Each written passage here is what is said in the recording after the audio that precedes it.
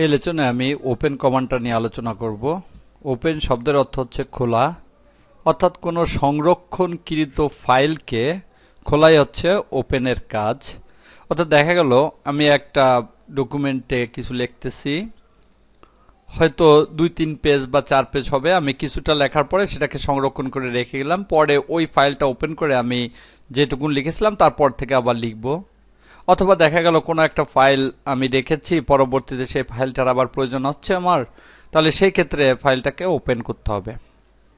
ওপেনের সাথে সেভের একটা সম্পর্ক রয়েছে, অর্থাৎ যদি কোনো ফাইল সেভ না থাকে সেটাকে ওপেন করা যাবে না। অবশ্যই মনে রাখতে হবে সংরক্ষণকৃত কোনো ফাইলকে ওপেন করতে হয়। ওপেন করার জন্য মেনু কমান্ড হচ্ছে ফাইল মেনু থেকে ওপেনে ক্লিক। এখানে আমি দেখতে পাচ্ছি কিছুক্ষণ পূর্বে যে ফাইলগুলো সেভ করেছিলাম সেগুলো এখানে রয়েছে। আমি যে ফাইলটা ওপেন করতে চাই সেই ফাইলটার উপর ক্লিক করে ওপেনে ক্লিক করতে হবে, তাহলে দেখা গেল ফাইলটা ওপেন হয়েছে। আবার ক্লোজ করে দেই।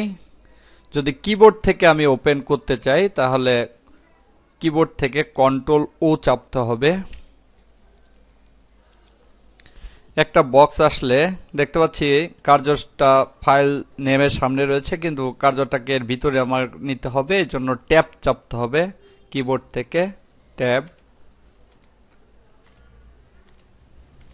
দেখা গেল ট্যাবটা ভিতরে গিয়েছে। এবার ডাউন অ্যারো চেপে চেপে সেই ফাইলটার উপরে যেতে হবে যে ফাইলটাকে আমি ওপেন করতে চাই, তারপর কিবোর্ড থেকে এন্টার চাপতে হবে, তাহলে ওপেন হবে।